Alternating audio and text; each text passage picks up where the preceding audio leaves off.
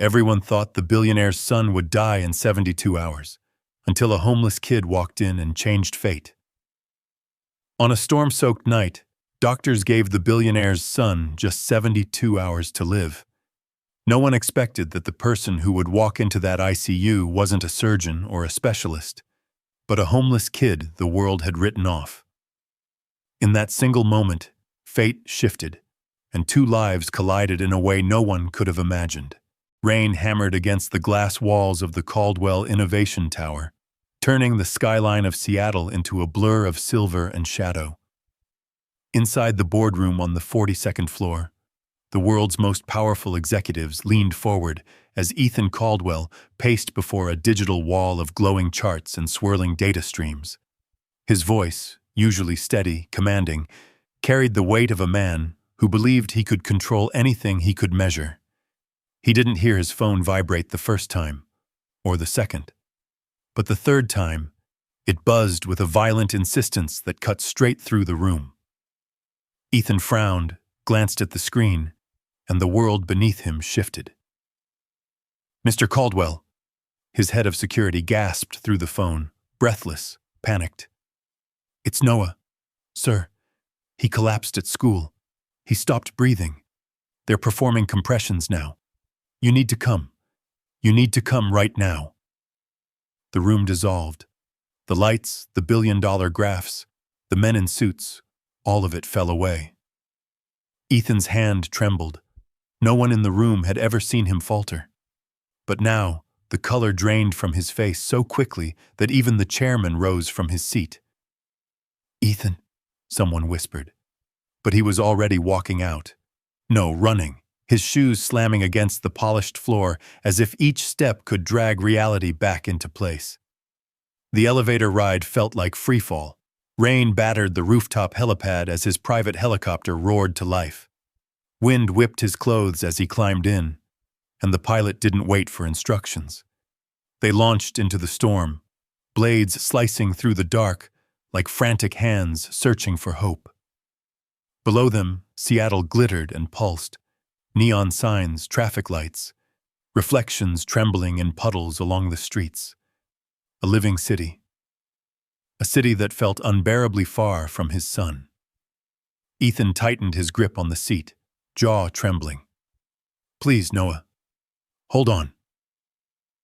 When the helicopter dropped onto the landing pad of Westlake Children's Hospital, a team of doctors in white coats rushed forward, their faces pale, strained.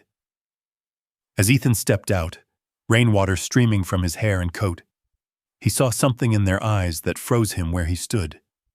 Not urgency, not determination. Defeat. Inside the ICU, the world shrank to the steady, wavering beep of a heart monitor.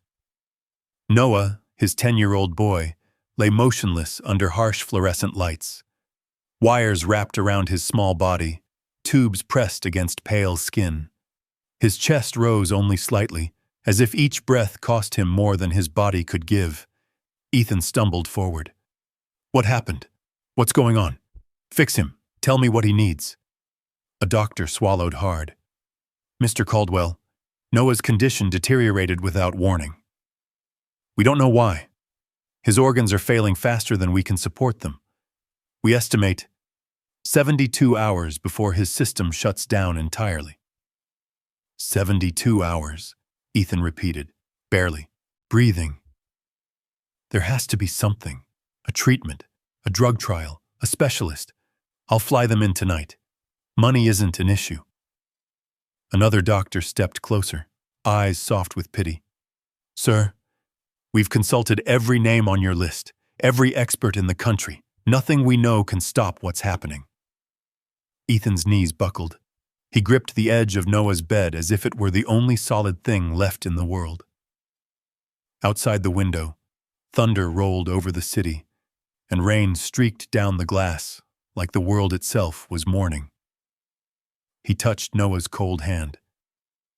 "I'm here, buddy. I'm right here." The monitor beeped irregularly. One short pulse, then a long, dragging space. Nurses hurried in, adjusting wires, exchanging tense glances. A tremor rippled through the room. Noah's heartbeat dipped again and again. The doctor whispered, "His heart is destabilizing. We may lose him tonight." Ethan leaned closer, his voice cracking as the storm outside shook the windows. "What do I have to do? Tell me anything. Anything." But the doctor only closed his eyes. For the first time in his life, Ethan Caldwell, a man who bent industries to his will, faced something he could not command, could not buy, could not bargain with. And somewhere deep inside the failing rhythm of the monitor, Noah's heart skipped another beat. The room froze, the beeping staggered, and Ethan's world threatened to collapse all over again. But somewhere on the other side of Seattle, far from the white walls and sterile lights of Westlake Children's Hospital, life moved with a different rhythm entirely.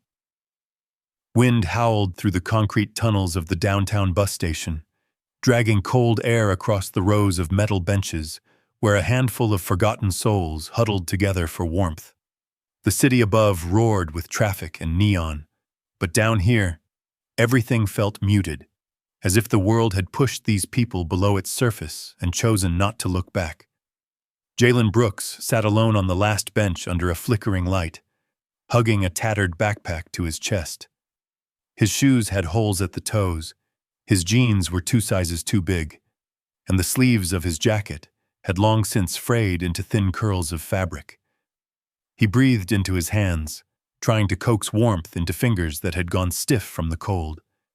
His stomach tightened with hunger, but he didn't move. Moving meant drawing attention, and attention, he'd learned, rarely helped kids like him.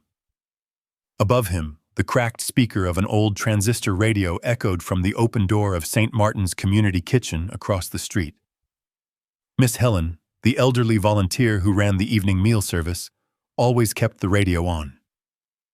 Tonight, the announcer's voice echoed through the damp air. Noah Caldwell, son of tech billionaire Ethan Caldwell, was rushed to Westlake Children's Hospital earlier today. Doctors say his condition is deteriorating rapidly. Sources report he has only 72 hours left without a breakthrough. Jalen lifted his head. The words cut through him like a sudden bolt of lightning. He didn't know the Caldwells, not personally anyway. He had seen the name plastered across buses and billboards. Caldwell Technologies, Caldwell Robotics, Caldwell Horizons, rich people stuff. Things that felt as far away from his life as the moon. But something in the announcer's tone, something in those 3 digits, 72, made Jalen's chest tighten strangely. He looked down at his backpack and slowly unzipped the front pocket. Inside lay the only valuable thing he owned, an old, water-stained notebook wrapped carefully in a piece of cloth. He opened it just a little. The pages were filled with messy handwriting, smudged ink, diagrams of plants, and the soft, looping script of Miss Lorraine, the retired nurse who used to live on his block. Miss Lorraine, the woman who had saved his mother years ago when no clinic would take them without insurance. The woman who had told him, "Don't let the world tell you your kindness doesn't matter, Jay. Kindness matters most when people think it doesn't." When she passed, Jalen found the notebook among her things. He never understood everything inside it, but he carried it everywhere because it was hers. Because it felt like a piece of protection he couldn't explain. A sudden cry snapped him back to the present. Across the platform, a cussing voice rang out. One of the security guards was shoving a thin, older man toward the stairs. "Move it, old-timer! I told you not to sleep here!" The man stumbled and fell against the concrete pillar, his cane skittering across the floor. Jalen didn't think. His body reacted before his mind caught up. He sprang from the bench and rushed toward the fallen man. "You okay, sir?" he asked softly, offering a hand. The guard scoffed. "Stay out of this, kid." But Jalen ignored him. He picked up the man's cane, brushed it off, and helped him sit upright against the wall. The man's eyes were watery, frightened, embarrassed. "Thank you," he whispered. Jalen smiled gently. "It's all right. Happens to all of us sometimes. You're too kind for this place, the man muttered. Jalen didn't answer. What was there to say? The guard grunted in annoyance and walked away, muttering about street rats sticking together. Jalen straightened up, dusted off his hands, and returned to his bench. He didn't get angry. He didn't shout back. That wasn't him. He'd learned young that anger only brought trouble. Kindness, quiet, steady kindness, was the only thing he had left that made him feel human. Moments later, Miss Helen poked her head out of the kitchen door. "Jalen, honey, you want something warm? I got extra soup tonight." "I'm okay, Miss Helen. You give it to the old folks first." "You sure?" He nodded, then pulled his backpack closer again. But the radio kept talking behind her, the announcer's voice growing heavier. A rare condition that specialists across the country have failed to identify. With only 72 hours left, hope is fading rapidly. That word. Hope. Jalen looked up at the ceiling as if he could see through it, as if he could see the storm rolling over the hospital several miles away. A little boy was dying tonight. A boy his age. A boy alone in a cold room under two bright lights while the world watched in pity. His voice escaped him in a whisper he didn't mean to say aloud. No kid should die alone. The older man he'd helped earlier looked over at him, his eyes tired but kind. "You worry about folks too much, son." "Someone has to," Jalen murmured. The man tilted his head. "Yeah, but who worries about you?" Jalen didn't answer. The truth was simple. No one did. He closed the notebook again, hands trembling slightly, though he didn't understand why. Something was pulling at him, an instinct, a feeling, a thread he couldn't name, as if Miss Lorraine herself had whispered in his ear, as if something important, something meant for him, was beginning. Outside, thunder cracked over the city. Rain splattered through the open stairs, pooling around his shoes. Jalen looked out into the wet darkness, feeling the weight of the night shift. His heart thudded once, twice.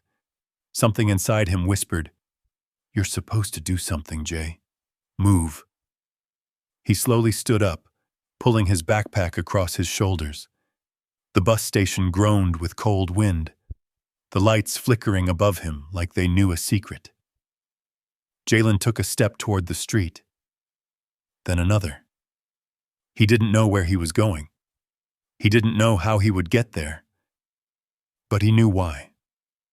Somewhere in this city, a boy named Noah Caldwell was slipping away, and Jalen Brooks, the homeless kid nobody wanted, felt certain of one thing. If he didn't go now, nobody would. He tightened his jacket against the rain and walked into the night. The streets of Seattle shimmered beneath sheets of silver rain. Headlights sliced through the downpour. Buses hissed along the slick pavement. And the city felt both alive and distant, like a world Jalen could see but never touch. He didn't know the exact way to Magnolia Bluff, only that it sat on a hill overlooking Elliott Bay, another world where money flowed thicker than the rain now soaking his clothes. He walked for miles, following street signs, guessing directions, slipping under awnings when the storm grew too fierce. No one stopped him. No one asked if he was okay. A kid walking alone at night, drenched and shivering, didn't register in a city used to stepping over the forgotten. The closer he got to the bay, the more everything changed. The cracked sidewalks gave way to smooth stone paths.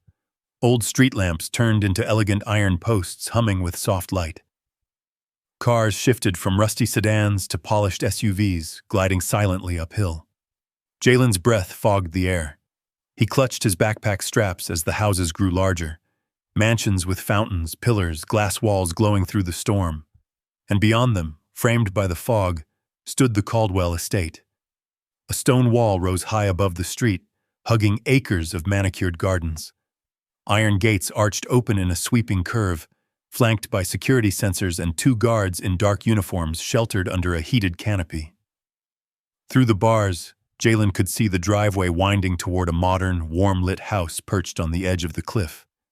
People like him weren't meant to stand here, but he walked forward anyway. One guard looked up from a tablet, his brow folding as if he'd spotted a stray dog. "Hey, you can't be here." Jalen approached carefully, hands visible, voice steady despite the cold rattling his bones. "I just need a minute.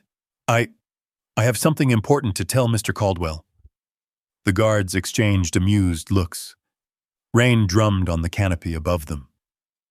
"Kid, look at yourself," one said. "You think a billionaire wants to hear anything from someone who crawled out of the bus station?" Jalen swallowed, but his eyes didn't drop. "It's about his son." "What about him?" Jalen hesitated. How do you explain to grown men with badges, salaries, warm homes, that a homeless kid might know something that matters, that he wasn't here to beg, steal, or cause trouble? "I just need to tell him something," he repeated softly. "Please." The guard snorted. "The answer is no. Go home." "I don't have one," Jalen replied. For a moment the rain was the only sound. Then the first guard stepped closer, voice hardening. "Turn around. Now." Jalen didn't move. He didn't know why tears burned behind his eyes. Maybe it was the exhaustion. Maybe it was fear. Maybe it was the rain carving down his cheeks, feeling too much like memory. He took a deep breath and tried again. "I'm not here to make trouble. I just want to help." The guard shoved him lightly, not enough to hurt, just enough to remind him of his place. Jalen stumbled backward, slipping on the wet stone. His hands slapped the ground, mud splashing his sleeves. "Help?" The guard laughed. "Help with what, kid? You think you're a doctor? A scientist? You can't even keep your shoes tied." Jalen looked down.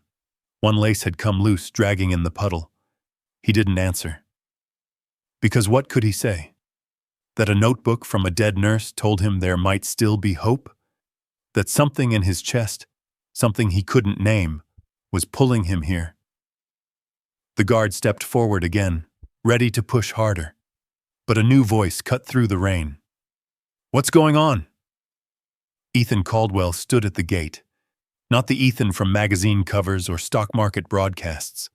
This man was drenched from the walk between the house and the gate, rain streaking down his coat. His hair was messy, eyes red and hollow from sleepless nights. He barely seemed to notice the storm. The guard straightened instantly. "Sir, this kid—" Ethan's gaze landed on Jalen, sharp and tired all at once. "Who are you?" Jalen pushed himself to his feet, wiping mud from his palms. He didn't know where the courage came from. Maybe from the memory of Miss Lorraine's warm smile. "I'm Jalen," he said quietly, "and I think I can help your son." Ethan blinked, stunned for half a heartbeat. Then his face twisted with something between disbelief and anger. "Help my son?" Ethan stepped closer, towering over the boy. "Do you have any idea what my family is going through? My son is dying, and you—" His voice broke, then hardened. "You think you can fix what the best doctors in the world can't?" Jalen's lips trembled.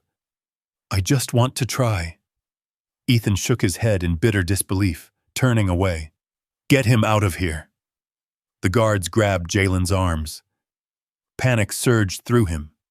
Not fear for himself, but fear Noah didn't have time for this. Jalen struggled just enough to twist around, shouting through the rain. "Please, just listen. I think there's something you haven't tried yet." But Ethan didn't turn back. The guards shoved Jalen outside the gate. His foot slipped on the slick pavement. He hit the ground hard, shoulder jolting with pain. Rainwater splashed up into his face, cold and humiliating. The gate began to close. Jalen pushed himself up on his elbows, breath shaking, eyes burning. He'd been ignored before, mocked before, pushed aside more times than he could count. But never like this. Never when a life was on the line. The gate clicked shut. And yet, Jalen's eyes didn't dim. They brightened. Rain poured down his cheeks like fire meeting water. Something old and stubborn rose inside him. Something he hadn't felt since the night Miss Lorraine told him he mattered. He whispered into the storm, "I'm not giving up." Lightning cracked across the bay. Jalen pulled his backpack tight and stared at the mansion beyond the iron bars. He wasn't done. Not even close. Jalen stood in the street long after the gate clanged shut, letting the rain soak through his jacket, feeling it trickle down the back of his neck and into his shoes. Cars moved behind him, their headlights splashing light across the wet pavement. Somewhere far below the hill, the horns from Elliott Bay sounded like distant cries. He wiped his face with the back of his sleeve.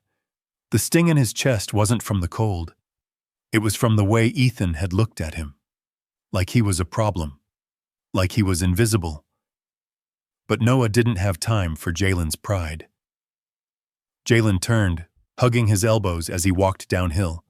His shoes squelched with each step. The rain eased into a soft drizzle, the kind that whispered rather than beat down. It followed him all the way to the edge of the neighborhood until streetlights grew fewer and the houses shifted back into weathered duplexes and cracked sidewalks. By the time he reached the abandoned boarding house where he sometimes slept, the night had settled into a heavy quiet. The building sagged under the weight of years, peeling paint, broken windows boarded up with mismatched wood, vines creeping up the sides. The front door stuck like always, groaning as he pushed it open. Inside, dust and old memories floated in the cold air. He climbed the narrow staircase, each step creaking in protest. Room 203 still had Miss Lorraine's name scratched on the wall beside it, though she'd been gone for months now. He pushed open the door. The room smelled faintly of lavender, though it had been empty since the landlord cleared her things. Moonlight streamed through the cracked window, illuminating the faint outlines of where her bed once stood. For a moment, Jalen stood still, imagining her sitting at the tiny writing desk, her warm brown hands scribbling something into her notebook while she hummed old gospel songs under her breath. He felt her presence like a familiar warmth. Jalen crouched beside a loose floorboard he knew too well. He used to hide scraps of food there during the worst weeks. The board lifted with ease now. Underneath it were only dust, a broken pen cap, and... He froze. A thin fabric pouch. His heart thudded. He picked it up, unwrapped it, and found the notebook Miss Lorraine always carried. The worn leather cover was soft beneath his thumbs. The corners were bent from years of use. The pages had her tiny cursive spilling over them. He sat back on the floor, crossed his legs, and opened to the first page. "Herbal remedies Mama taught me. Use only when the heart says yes." Jalen smiled softly. Miss Lorraine never talked about medicine like something technical. She talked about it like it had a soul. As he flipped through, he found pages on ginger, chamomile, marshmallow root, things she used to make teas for neighbors. Then he turned to a page marked with a faded ribbon. Night root. The words were bold, confident. Beneath them, a careful drawing of a strange flower. Dark petals, thin glowing veins, shaped like something from another world. Rare. Only found deep in the Pacific Northwest forests. For immune collapse, extreme weakness, or sudden systemic shutdown. Must be harvested at night, alive and fresh. Jalen read the lines twice. Then again. His pulse quickened. Miss Lorraine had mentioned it once, the night she sat by his mother's hospital bed, stroking her hair, whispering that there was still hope. She never got to use it. His mother had slipped away too fast. But maybe Noah didn't have to. Jalen dug deeper in the notebook. A map was taped to one page, hand-drawn, shaky lines tracing parts of Olympic National Park. a mark near the center, an X at the base of a ridge. Nightroot grows here. He stared at it so long the ink almost blurred. The idea forming in his mind was too big, too wild. A kid like him walking through one of the wildest forests in Washington. At night, alone. It sounded impossible, but so did a homeless boy standing at a billionaire's gate. Yet he did. The rain outside slowed to a gentle patter. Jalen stood, clutching the notebook to his chest. He crossed the small room and touched the windowsill. Faint wind blew in through a crack, carrying the smell of damp earth and pine. It reminded him of the park, vast, dark, filled with things that didn't care whether he lived or died. He wasn't afraid of forests. He was afraid of doing nothing. Miss Lorraine's voice seemed to echo in the room, her warm laugh drifting around him. You always had brave bones, Jalen. Don't forget that. He closed the notebook, took a deep breath, and slipped it into his backpack. Behind him, the room remained empty, quiet, abandoned. But something had shifted. The air felt charged, like the first second before dawn breaks. He stepped out into the hallway, pulling the door shut behind him.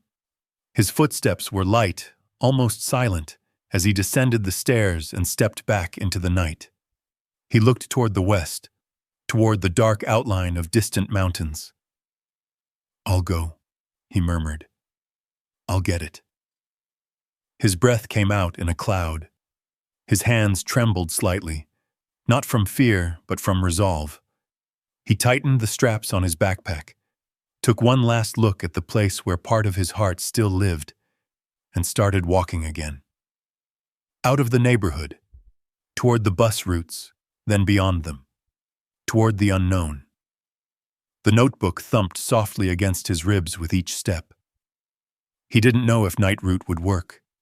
He didn't know if he would make it there alive. He didn't know if the Caldwell family would even listen if he brought it back. But he knew one thing more clearly than anything else in his life. If he didn't try, Noah had no chance at all. Jalen lowered his head against the rising wind and walked into the darkness. The night swallowed him quickly. Streetlights grew sparse as he moved farther from the city, each block dimmer than the last. By the time he reached the industrial stretch south of Seattle, the air smelled of diesel and wet asphalt, and the only light came from flickering warehouse lamps and the glow of distant cargo cranes along the waterfront. His shoes, already worn thin, soaked through within minutes. The cold seeped into his toes, then up his legs, turning each step into a small battle. But he didn't slow. He clutched the backpack against his chest, as if the notebook inside were a heartbeat he needed to protect. Trucks roared past him, spraying water onto the sidewalk. Most didn't even see him. A few did, and looked away. Being invisible had become normal, but tonight, invisibility hurt more. He reached a bus stop right outside a shuttered discount store, the windows covered in graffiti and old posters for concerts long past. The timetable taped to the metal post said the next bus wasn't coming until morning. He couldn't wait.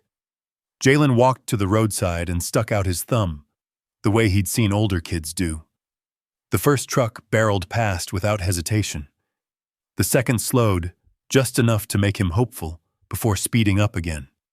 A third truck rolled by with the driver shaking his head, mouthing something Jalen couldn't hear but understood perfectly. Too young, too black, too poor, too everything people crossed the street to avoid. His jaw tightened. He hugged himself against the cold and kept walking. Block after block passed beneath his feet. His backpack felt heavier. The wind sliced through his jacket like needles. Every few minutes, he checked the notebook to make sure the pages hadn't gotten wet. Somewhere deep in the industrial maze of Tacoma's outskirts, a group of older boys hung around a loading dock, passing a flashlight between them.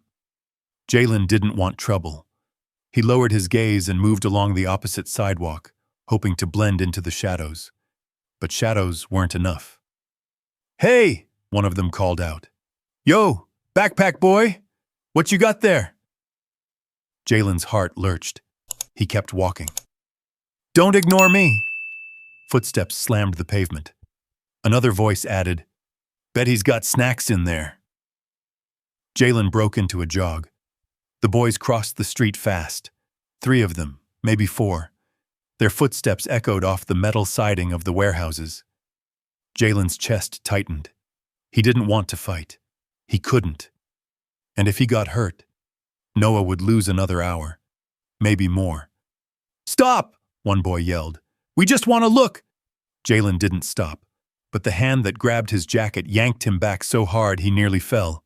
Let go, he said, voice small, shaking. I don't have anything you want. One boy, tall, wearing a red hoodie, pulled his backpack free. If you don't got anything, you won't mind us checking, right? They dumped the contents onto the wet pavement. A crushed granola bar wrapper, 2 quarters, a clean pair of socks in a plastic bag, and the notebook. The boy in the red hoodie picked it up, squinted at the handwriting, then laughed. What is this? Homework? Jalen lunged forward and grabbed his wrist. Not hard, just desperate. Please, give it back, it's not for me. The boy shoved him away, sending him stumbling. Relax, we ain't gonna eat your little diary. One of the others said, Man, leave him alone.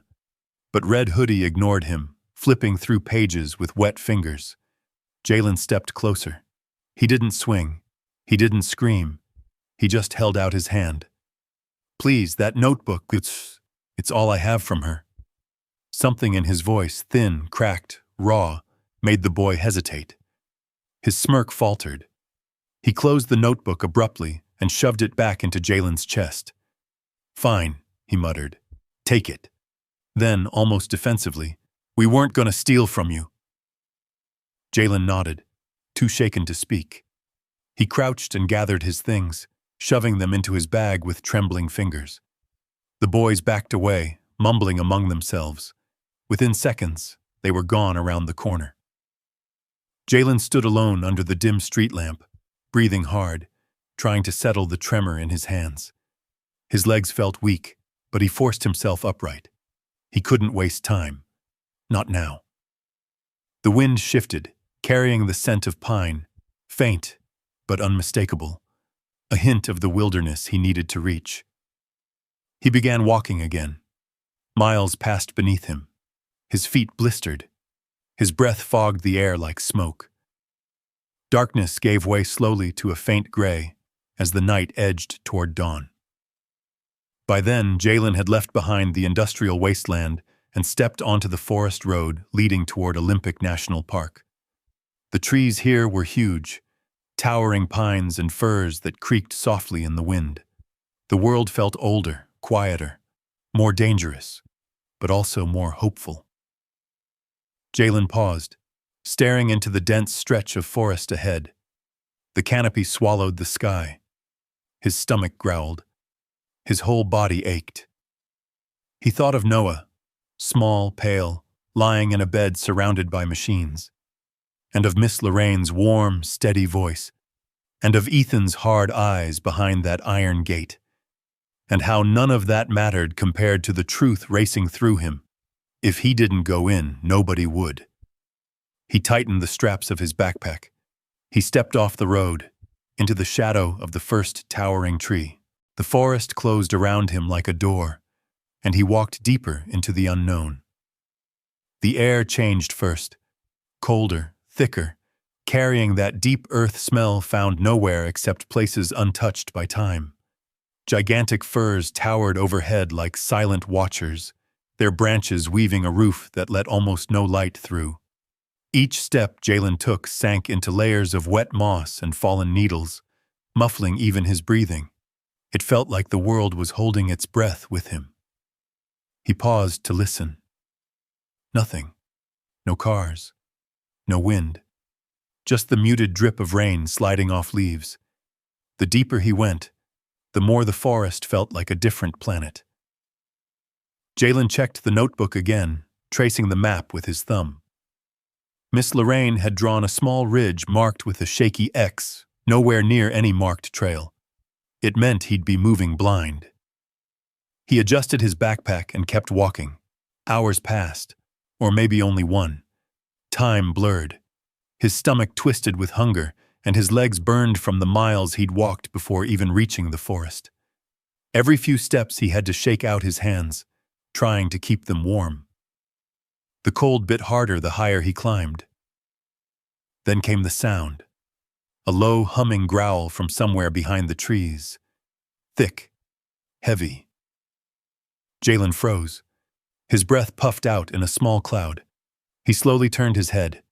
Between the dark trunks, a pair of yellow reflections shimmered low to the ground. Too close. A bear. Not huge. Young, maybe, but still big enough to injure him badly if startled. Jalen held perfectly still. He remembered something Miss Lorraine used to tell him about animals.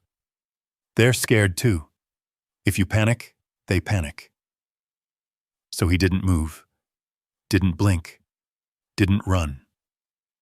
The bear cub sniffed the air and stepped forward, making the ground crunch. It wasn't charging, just curious. Jalen slowly reached into his pocket, pulled out the only thing he had, a crushed granola bar he'd saved. He unwrapped it silently and placed the broken pieces on a rock, then backed away without turning his back. The cub sniffed the food, huffed, then began eating. Jalen didn't wait. He kept backing up until the trees hid the cub from view, then turned and walked fast, quiet, controlled steps, farther up the ridge. For a long time, his heart beat too hard to hear anything else. When he finally slowed again, night had swallowed the forest entirely. Jalen pulled the notebook from his bag. On the page about night route, Miss Lorraine had written, "Glows faint purple during the coldest part of night." He looked around. Everything was shadow and black bark. "I need higher ground," he whispered. He found a slope of rocks slick with moss. The climb wasn't steep, but his shoes had little grip left. Twice he slipped and scraped his palms on the stone. A third time he slid back several feet before digging his heel in. His breath fogged out in long white streams. The temperature had dropped sharply. The forest seemed to tighten around him, as if urging him back. But at the top of the ridge, something changed. A faint shimmer pulsed beneath the brush, something so soft it could have been imagination. Jalen blinked. The glow came again. Not bright, not constant. Just a heartbeat of purple light beneath the ferns. He pushed aside the branches. There it was. Night root. A small cluster of flowers shaped like dark stars, their veins glowing with an otherworldly lavender pulse. Dewdrops clung to the petals like tiny crystals. Each faint glow lit the leaves around them. Jalen stared, stunned. He knelt down, tears burning the corners of his eyes. "Thank you," he whispered, though he didn't know who he was thanking. Miss Lorraine, the forest, God, or just the impossible hope that had led him here. He opened his backpack and carefully retrieved the plastic food bag he'd saved. His fingers shook as he reached for the first flower.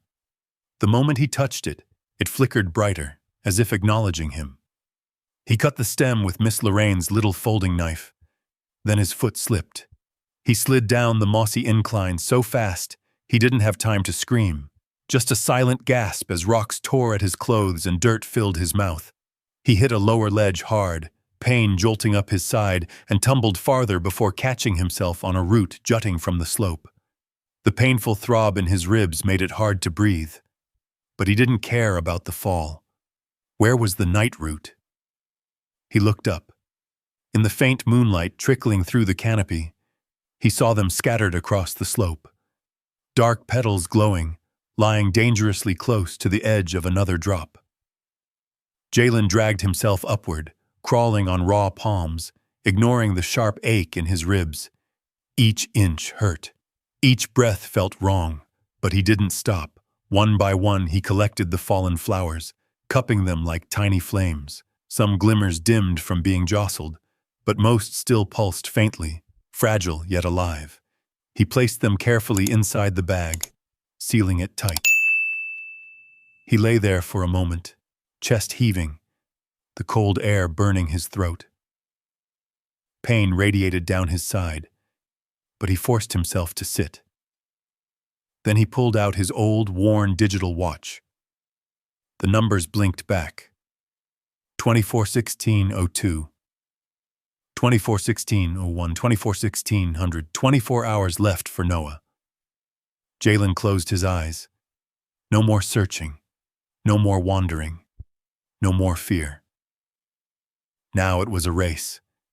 He hugged the bag of herbs to his chest, steadying his breath, gathering whatever strength he had left.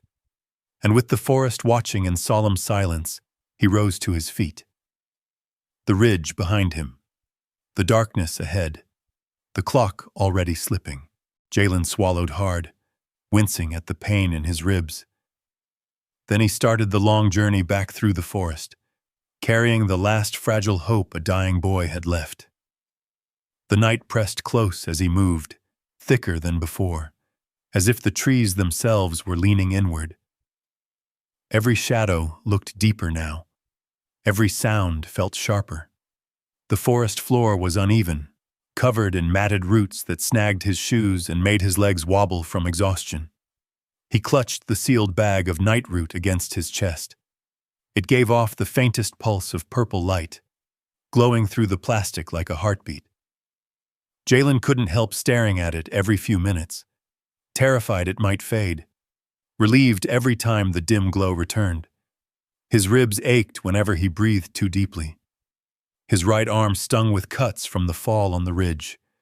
The cold had settled deep in his bones, and he could no longer tell whether he was trembling from fear or from the damp air wrapping around him like cold hands. But he didn't stop. He kept moving, step by painful step, through the maze of dark trees. The forest stretched on endlessly, identical trunks rising like pillars in a forgotten cathedral. At times it felt as though the world was shrinking to nothing but those trees and the shrill rhythm of his own heartbeat. Hours passed. The darkness began to lighten, not with sunrise but with the pale gray of storm clouds gathering overhead. Rain returned, gentle at first, then heavier, tapping on leaves and dripping through the canopy. Jalen pulled his jacket over the bag to keep the herbs dry. His fingers felt numb by now, stiff from clutching the straps so tightly. His feet dragged, his legs shook, and every few minutes he had to stop to lean on a tree and catch his breath. But every time fatigue tried to chain him in place, he saw Noah's pale face in his mind. The way his small chest barely rose on the hospital bed. The way Ethan's voice had cracked with fear. That image pushed Jalen forward like invisible hands. He emerged from the thickest part of the woods into a small clearing, and for a moment, relief washed over him. The trees here were thinner, the light slightly brighter. He recognized a trail marker, faded paint on a wooden post, pointing downhill. He'd made it to the outer edge of the park, but as soon as he stepped toward the trail, his knees buckled. He caught himself on a low branch, breath ripping out of him in shallow gasps. His body was done. His mind was the only thing still trying. Jalen slid down with his back against a tree. Raindrops slid down his cheeks, mixing with sweat and dirt. He closed his eyes, just for a second. When he opened them again, the world was swaying. He tried to stand. His legs refused. "No, no, no," he whispered. "Not now, please." He forced himself to crawl instead, pulling his body forward over wet leaves, dragging himself along the trail. His ribs screamed with each movement, but he gritted his teeth and kept going. Minutes passed, or maybe more. Time felt strange, like the forest was stretching it out. A rumble of engine noise broke through the rain. Jalen's heart leapt. He lifted his head, blinking miserably through the downpour. A 2-lane service road cut across the end of the trail, not far from him. Headlights flickered through the trees, blurred by rain. "Help!" he croaked. He dragged himself the last feet onto the gravel shoulder, mud caking his hands and pants. His vision swam, and he could barely lift his arm. The truck roared closer, a big semi, white cab, blue trailer, its wipers slashing across the windshield. Just as it passed, Jalen managed to push out one last burst of strength, thrusting his arm into the air, waving the bag of nightroot desperately. The truck's brake lights flared red. Then the long hiss of air brakes cut through the storm. The truck slowed, rolled backward a few yards, stopped just a few feet in front of Jalen. The passenger door opened with a metallic groan. A middle-aged man with a weather-worn face leaned down from the cab. His gray beard was neat, his eyes sharp but kind. "Kid," the man called over the rain. "You look like hell. You lost?" Jalen tried to answer, but his voice failed. He held up the sealed bag, the faint purple glow barely visible through the rain. "It's for a boy," he whispered. "A sick boy. Please. I gotta get back." The trucker's brow furrowed. He didn't ask questions. He didn't hesitate. "Well, don't just stand there dying, son," he said. "Get in." Jalen tried to climb up the 2 metal steps, but his legs faltered. The trucker climbed down and hoisted him gently under the arms, mindful of the injuries, helping him into the warm cab. The heater blasted a wave of blessed heat. Jalen sagged into the seat, shivering uncontrollably now that his body felt safe enough to let go. "What's your name?" the trucker asked, slipping back into his seat. "Jalen," he murmured. "You got somewhere you need to be?" "Seattle," Jalen whispered. "Westlake Children's, please." The trucker nodded once, firm and without doubt. "Then Seattle it is." The engine roared as he shifted gears, and the truck surged forward down the wet road.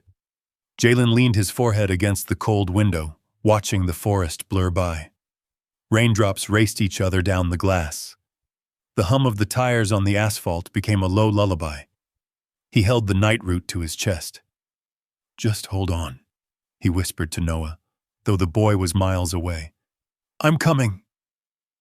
The city lights of Seattle glimmered faintly on the horizon, a promise waiting in the storm, and Jalen, bruised, cold, exhausted beyond anything he'd ever felt, whispered back to the darkness, "Please let me be on time." The road unwound beneath the truck's tires like a dark ribbon, slick with rain and glistening under the faint glow of the highway lamps. Seattle appeared slowly, first as a distant smear of white and blue lights, then as towering silhouettes rising through the storm. With every passing mile, Jalen's chest tightened, the pain in his ribs sharper, the weight of the nightroot heavier in his hands. The trucker, whose name Jalen had learned was Hank, kept glancing over, worry etched deep into the lines of his forehead. "You sure you don't need a hospital yourself?" he asked gruffly. Jalen shook his head. "Just the boy. I gotta get to him." Hank didn't push further. He simply drove faster. Rain hammered harder on the windshield, turning the cityscape into streaks of neon and shadow. Jalen's breath fogged the glass as he leaned forward, staring at every sign that pointed toward the hospital district. The storm made the world feel unstable, colors blurred, headlights smeared across the soaked pavement, sirens echoing faintly somewhere in the maze of buildings. Then, finally, Westlake Children's Hospital came into view. Its tall white facade glowed blue under emergency lights. People in scrubs rushed in and out through sliding doors. Ambulance lights flashed against the rain. Jalen's pulse spiked. "Stop here!" he cried. Hank braked hard, pulling to the curb. Jalen fumbled for the door handle, nearly falling when he climbed down. Hank jumped out, steadying him before he collapsed. "Easy," Hank muttered. "You're running on fumes, kid." Jalen nodded shakily and held up the bag. Inside, the nightroot pulsed weakly, like it too was running out of time. "Thank you," Jalen whispered, "for stopping." Hank placed a heavy hand on his shoulder. You get that stuff where it needs to go. That's thanks enough. Jalen didn't wait. He turned and ran, limping, gasping, stumbling, toward the glowing hospital entrance. Each breath stabbed his lungs. Each step sent pain shooting through his ribs, but he pushed harder, propelled by a force he couldn't explain, something bigger than fear or exhaustion. Automatic doors slid open, warm hospital air rushing outward, carrying the scent of antiseptic and coffee and panic. Inside, chaos. Nurses sprinted toward the ICU. Overhead speakers crackled with urgent codes. Families crowded hallways, speaking in hushed tones or sobbing quietly. The fluorescent lights buzzed loudly, too bright, too harsh. Jalen wove through the crowd, clutching the bag against his chest. "Noah Caldwell," he said breathlessly to the front desk nurse. I need to see him." The nurse blinked at the sight of him, drenched, muddy, clutching a glowing bag. "Sweetheart, you can't go back there. Are you injured? Do you need help?" "No," Jalen pleaded. "Please, I have something for him. I have something that can help." The nurse sighed gently. She'd probably heard 100 desperate promises tonight. She reached for the phone to call security. Jalen panicked and sprinted past her. "Hey!" she shouted. "Stop!" But Jalen didn't stop. He tore down the hall, ducking between carts and staff, ignoring the pain screaming in his chest. He reached a set of double glass doors labeled ICU, authorized personnel only. A loud alarm suddenly blared from inside. Then shouting, footsteps, the crash of metal trays, a nurse yelling, "We're losing him! Charge to 200!" Jalen slammed his palms against the doors. They didn't budge. A security guard rounded the corner behind him. "Hey, you can't be here!" Jalen pounded the door again. "Please, please, let me in!" Inside the ICU, through the blurry glass, he saw Noah's small body on the table, white as the sheets beneath him. Ethan was there, gripping a railing, his face twisted in terror as doctors circled his son. "Charge again!" Jalen screamed. "Noah!" A nurse inside looked up, startled, not at the scream, but at the faint purple glow flickering through the bag Jalen held. The glow pulsed, slow, then faster, almost frantic. The security guard grabbed Jalen's arm, but the head ICU doctor cracked the door open at that exact moment, just enough to see him clearly. The glowing herbs, the mud-stained jacket, the desperation in his eyes. "What is that?" the doctor asked sharply. Jalen swallowed. It's night root. Miss Lorraine, she used to be a nurse.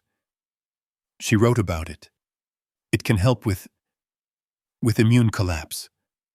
Please." "He doesn't have time." The doctor hesitated. 1 heartbeat. 2.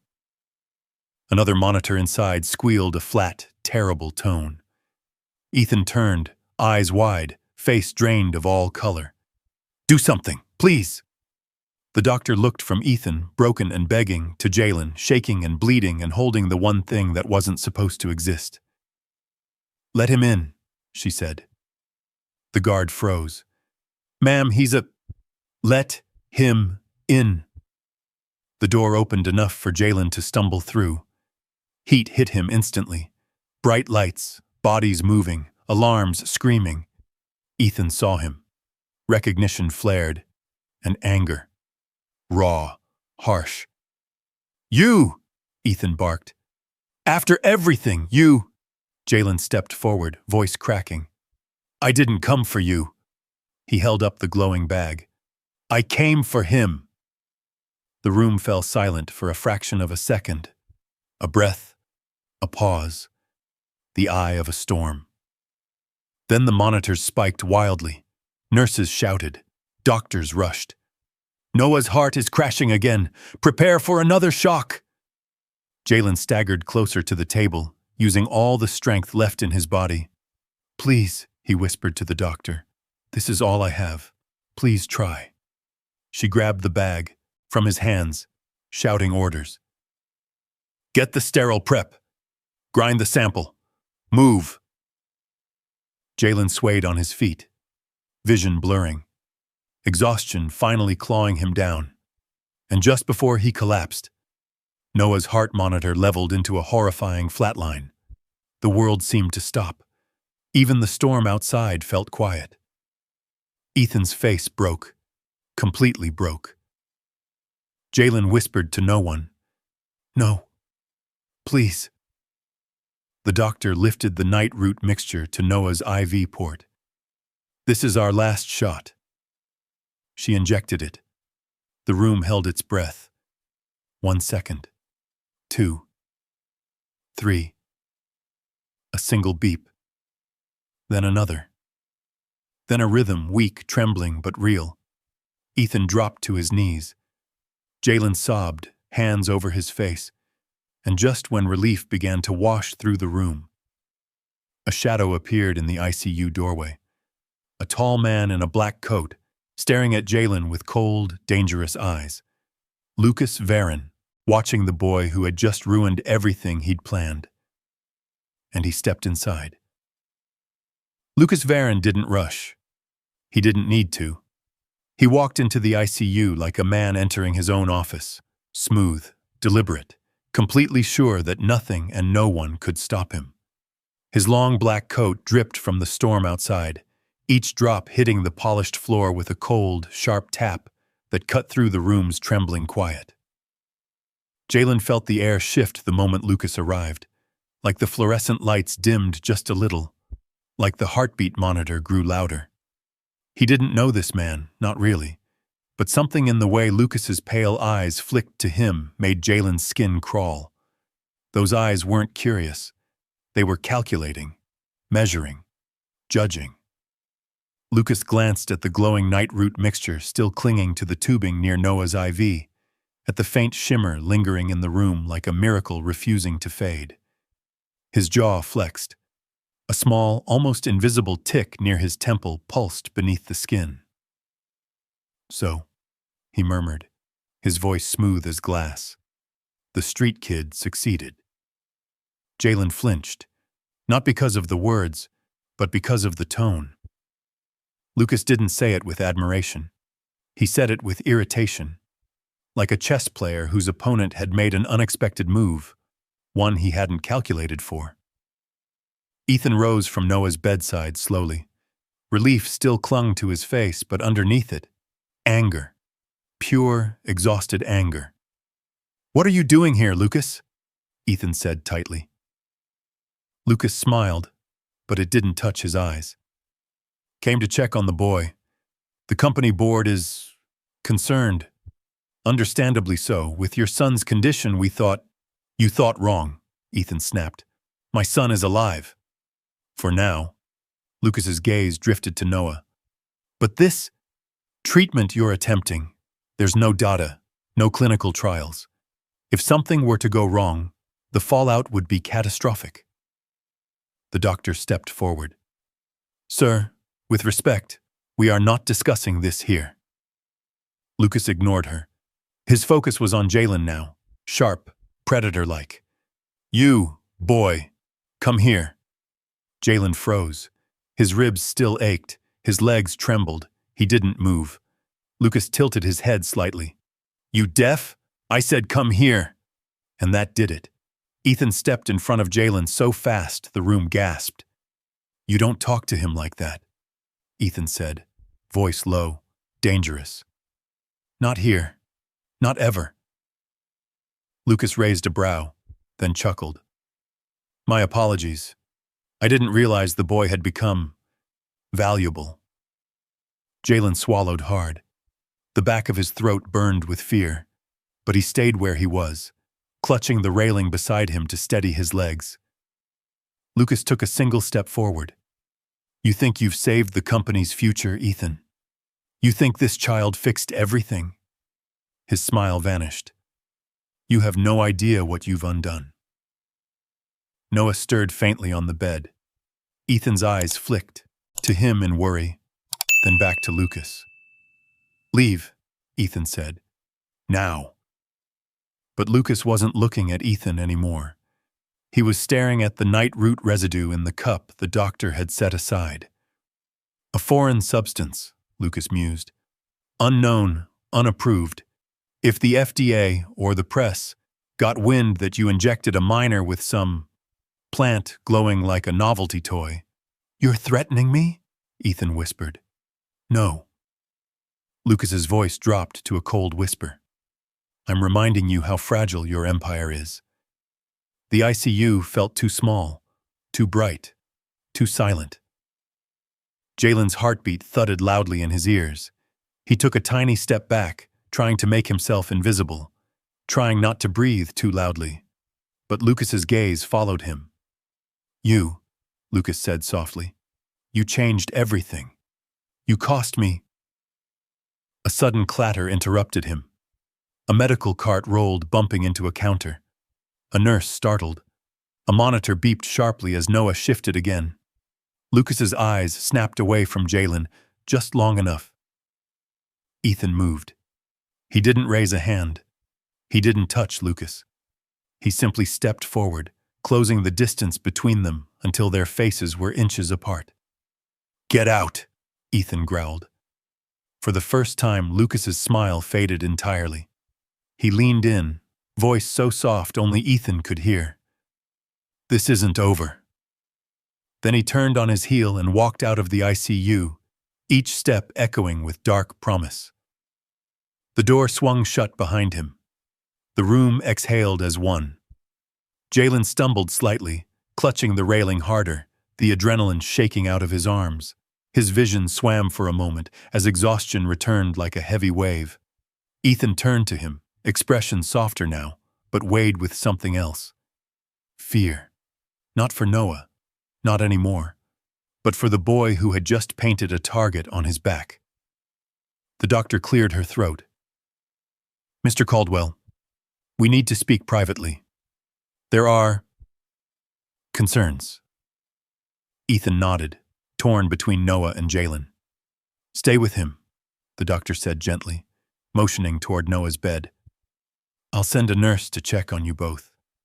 Jalen stepped closer to Noah, resting a hand on the bed rail.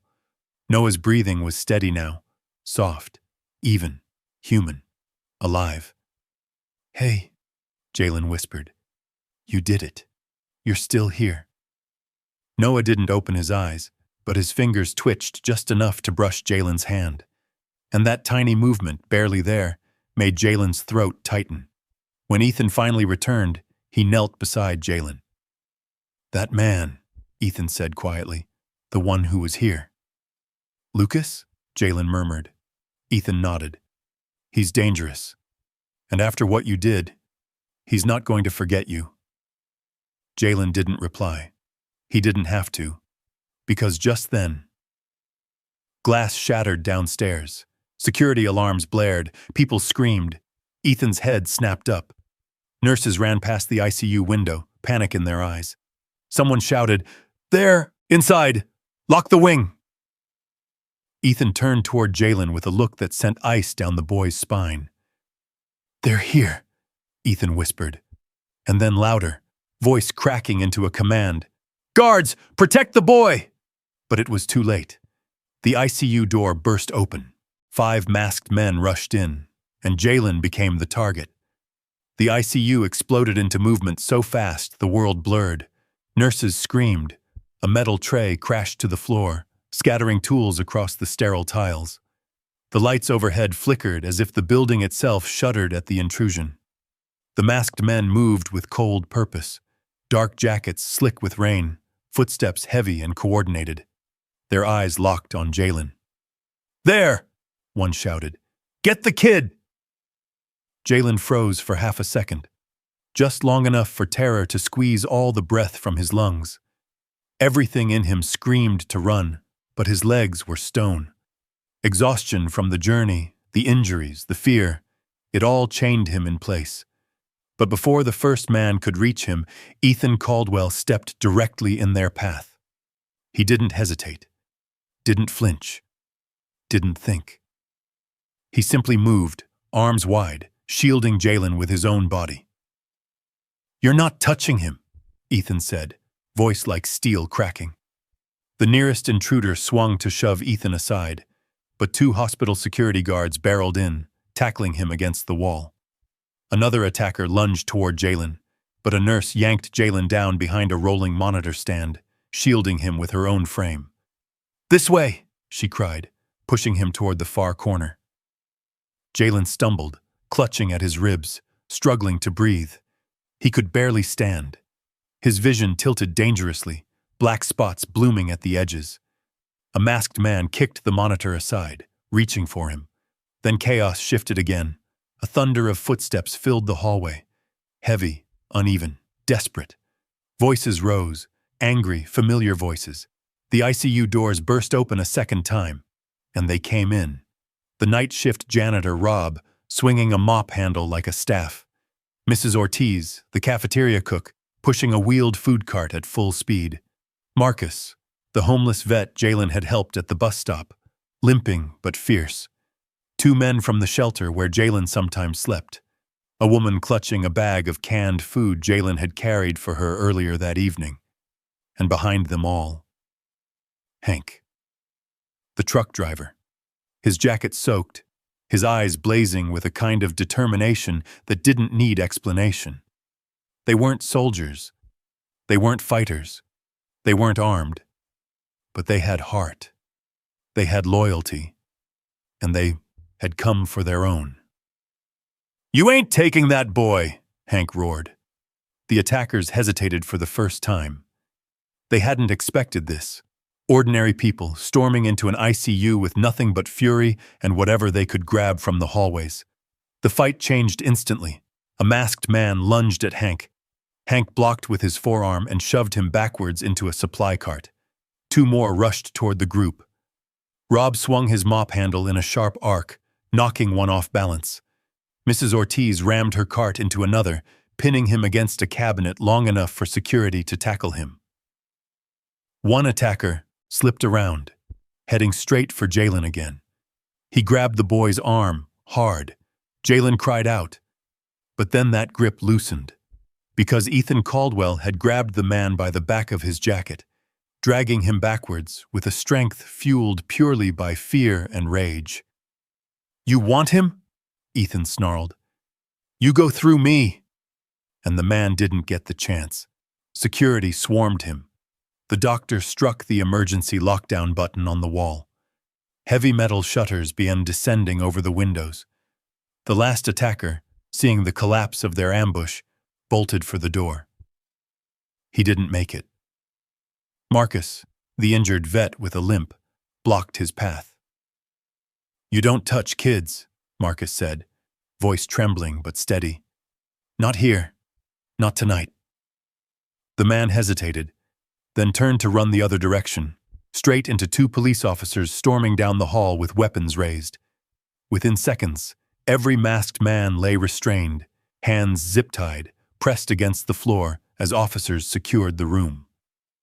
Silence settled slowly, uneven, shaky, filled with the harsh breaths of people who had fought far harder than they were built to fight. Jalen slumped against the bed rail, shaking so violently he could barely lift his hands. His ribs throbbed. His vision pulsed. But he was safe. No, not just safe. He was protected. Ethan knelt beside him, gripping the boy's shoulders gently. "Are you hurt? Jalen, look at me. Are you hurt?" Jalen nodded weakly. "Just tired. Just really tired." Ethan exhaled shakily, part relief, part guilt, part something softer. "You're safe now. I swear to you. Nobody's touching you again."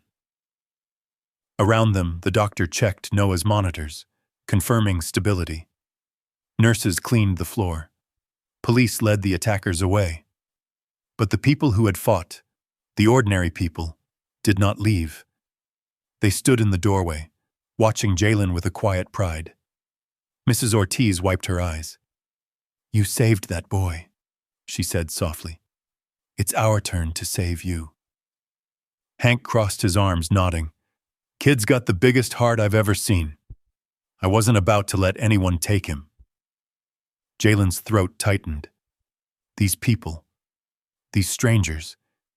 It didn't make sense why they cared so much. Until Ethan spoke again. You built something without knowing it, he said quietly. A family. Not by blood, by kindness. Jalen blinked quickly, but tears slipped out anyway. Family. He hadn't heard that word spoken about him in years. Police radios crackled. Officers murmured to one another as they escorted the attackers down the hall.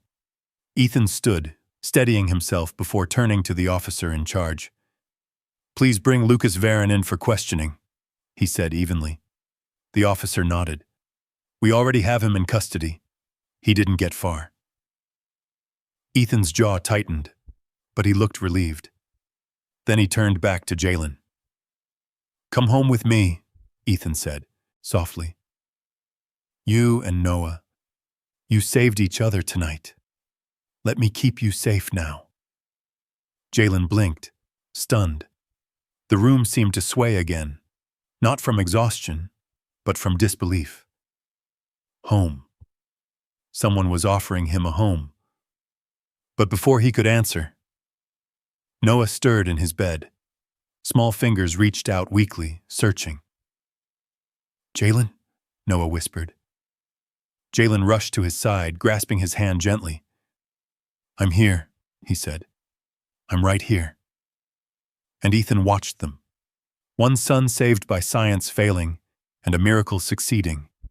The other saved by kindness he'd never deserved. And he knew his life had changed forever. Jalen wasn't a stranger anymore. He was part of the Caldwell family. And this was only the beginning. Morning came slowly, pushing back the storm one pale streak of lavender at a time. The rain had finally eased into a soft drizzle that clung to the hospital windows like melted silver. Inside Noah's room, the world felt quieter, like the entire building was exhaling after a night that should never have happened.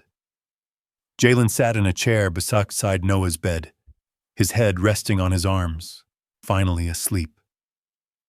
Exhaustion had dragged him under the moment the danger passed. His shoes were still muddy, his jacket torn, his ribs wrapped with fresh bandages the nurses insisted on applying. His breathing trembled softly, the kind that came after too many hours fighting fear with courage. Across the room, Ethan stood watching both boys, one hand on the glass, his reflection faint in the morning light. He wasn't the man he had been yesterday. Something inside him had shattered, and something else had formed in its place. A man who understood what money couldn't buy. A father who finally understood what truly mattered.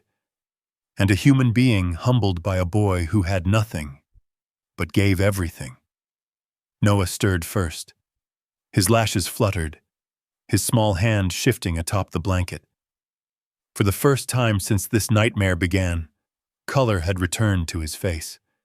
Warmth, too. Life. Dad? He whispered, voice scratchy but clear. Ethan was at his side instantly. I'm here, buddy. I'm right here. Noah's gaze drifted to the boy sleeping in the chair. Is he okay? Ethan swallowed hard. Thanks to you both, he murmured, because you trusted him. Noah smiled faintly. He saved me. Ethan brushed his son's hair gently. You saved each other. Jalen woke to the sound of their voices. He jerked upright, wincing as his ribs protested. Noah's eyes lit up. You're awake, Noah said, grinning. Jalen managed a tired smile. Couldn't leave you hanging. Ethan laughed softly, something he hadn't done in days. That sound alone felt like a miracle. Moments later, the door opened. Police officers entered with calm, measured steps. Mr. Caldwell, the lead officer said, the attackers have been identified.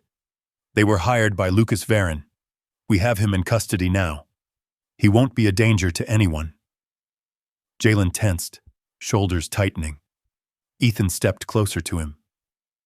"Lucas is finished," he reassured softly. "And no one is ever coming after you again. I promise." Jalen didn't fully relax, but he nodded. The officers left. Nurses came and went with quiet smiles. Friends from the shelter stopped by the window to wave. Hank peeked in, giving Jalen a thumbs up before heading back down to the cafeteria. As the hospital began to return to its normal rhythm, Ethan cleared his throat. "There's something I want to show you both," he said. He helped Noah into a wheelchair, and Jalen walked beside them as they made their way to the elevator. Upstairs, a private balcony overlooked the city, the skyline glowing under the first true sunrise in days. Ethan pushed the door open. Cold morning air swept around them, crisp and clean. The sky was awash of gold and rose, clouds drifting like slow-moving ships. The city glimmered as if newly born. Noah inhaled deeply. "It's beautiful." Jalen had seen many sunrises from sidewalks, bus stops, alleyways, but never like this, never from a place safe and warm, never beside people who truly saw him. Ethan stood between them, one hand on each boy's shoulder. "I have something to say," he murmured. "Both of you deserve to hear it." Jalen looked up, unsure. Ethan faced him fully. "You saved my son, and you didn't owe us anything. You walked through a storm, through a forest, through danger I can barely imagine. You did what the world said you couldn't." His voice wavered. "You gave me back my boy." Jalen felt something catch in his chest, a knot of emotion he didn't know how to name. Ethan continued, "I spoke with my legal team this morning, and with the board. I've made decisions that will change things." He crouched in front of Jalen, meeting him at eye level. "Jalen Brooks," he said softly, "I would be honored if you let me become your guardian. Your home, our home, is open to you. Not out of gratitude. Not because you saved Noah, but because I see you. I see who you are. And you belong with us." Jalen's breath hitched. Tears blurred the sunrise into a smear of gold. Noah reached over, grabbing his hand. "Please stay. You're my brother now. For real." Jalen tried to speak, but only a choked sound came out. He wiped his eyes with the back of his sleeve. I don't know what to say," he whispered. Ethan smiled gently. "Then don't say anything yet. Just know this, your life isn't meant to be spent alone. You've carried yourself for so long. Let us carry you too." A long silence stretched, soft, full, sacred. Jalen nodded slowly. "I'd like that," he whispered. Relief washed over Noah's face. Ethan pulled both boys into a quiet embrace. Below them, the city stirred awake. Cars hummed down wet streets. Morning joggers moved along the waterfront. Coffee shops flicked on their lights. Life continued, ordinary and extraordinary at the same time. But something waited still. A final truth. Ethan stood again, looking out at the horizon. "There's one more thing. Something you don't know, something I only found out last night." Jalen blinked. "What is it?" Ethan drew a breath. "Miss Lorraine." Jalen stiffened at the name. "She wasn't just any nurse," Ethan said quietly. "She was my wife's private medical caregiver years ago. She cared for Noah when he was born. She saved him once before, with knowledge most doctors overlooked." He turned to Jalen, eyes soft. "She was the first person who taught me that compassion isn't measured in money." Jalen's chest tightened painfully. "And she helped your mother too, didn't she?" Ethan said gently. "She showed kindness to both of you, long before we ever met." A warm tear slid down Jalen's cheek. Ethan touched a hand to his shoulder. You didn't just save Noah, Jalen. You completed something she started. A circle of kindness that began years ago. The sun broke fully through the clouds then, bright, golden, flooding the balcony with warmth. Jalen closed his eyes, letting the light wash over him. Ethan straightened. In her honor, and because of you, I'm creating a foundation.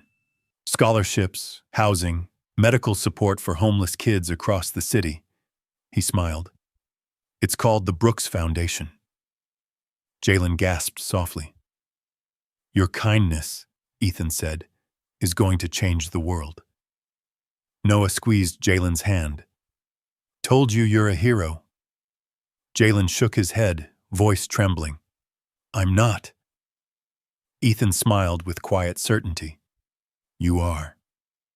The three of them stood together, watching as the dawn spread wider, brighter, across Seattle's skyline. A billionaire's son lived. A homeless boy found a family, and a city learned that miracles didn't come from wealth.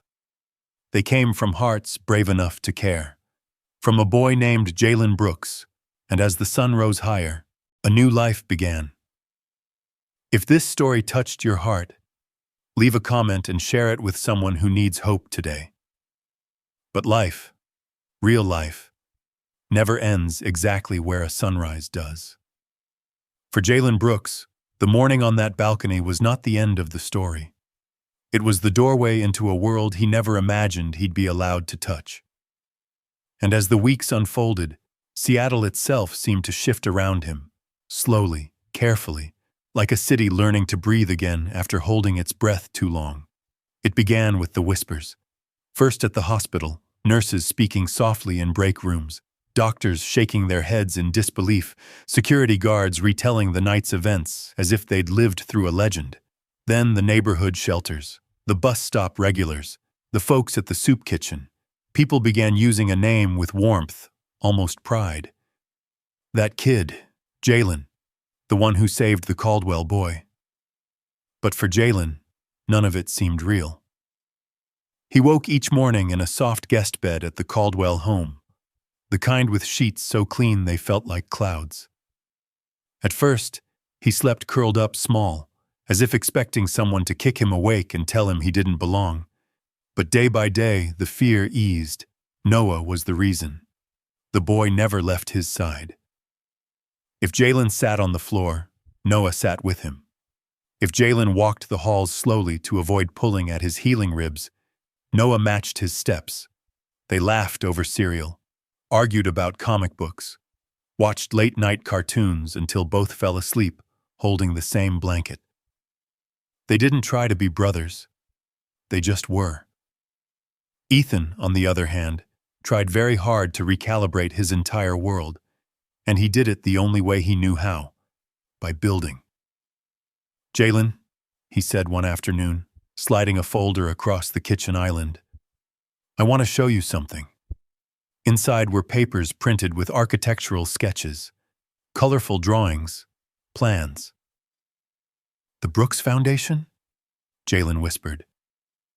For you, Ethan said, and for every kid who's ever had to sleep in a bus shelter or a stairwell. His voice softened. I can't fix the whole world, but I can start here. Tears stung Jalen's eyes before he could look away. And, Ethan added, I spoke with the board. Lucas's shares have been frozen during the investigation. His seat is gone. Permanently. The company is clean now. Jalen exhaled, tension finally loosening from somewhere deep in his chest. A new life had begun. But something even bigger was coming. It arrived 3 weeks later in a way Jalen didn't expect. A quiet knock on the door. A woman in a navy coat standing on the porch. A thin smile that wasn't unkind. Jalen Brooks? She asked. I'm from the Seattle City Council.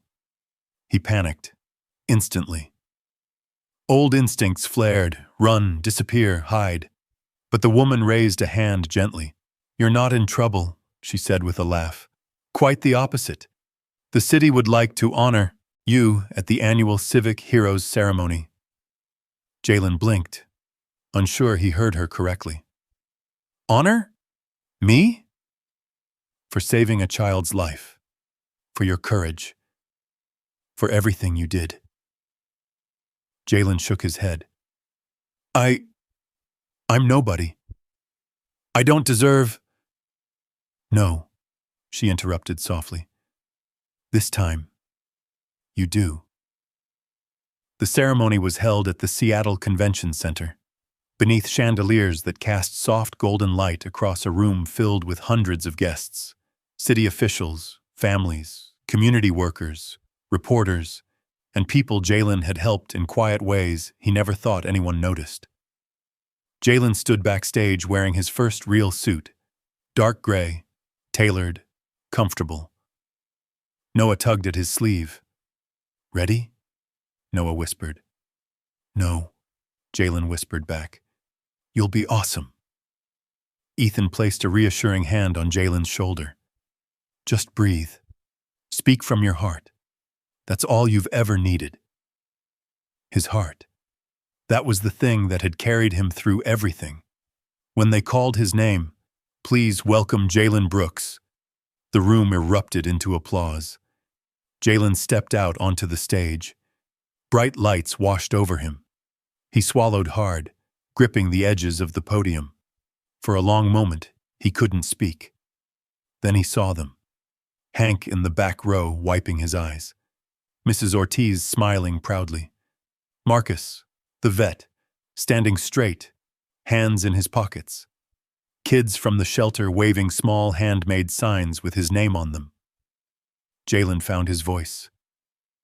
I never thought... He stopped, fighting emotion. I never thought anybody would ever look at me like this. Silence fell over the room, gentle, expectant. I used to sleep at bus stops. I used to wonder if people even saw me. But someone once told me, kindness don't cost anything. And sometimes, it's all we got. His eyes found Ethan and Noah in the front row. And sometimes, kindness is enough to save a life, even when the world says it's impossible. The room stayed quiet. Then, slowly, people rose to their feet. First one row, then another, then the entire hall. A standing ovation. For him. A kid who once had nobody.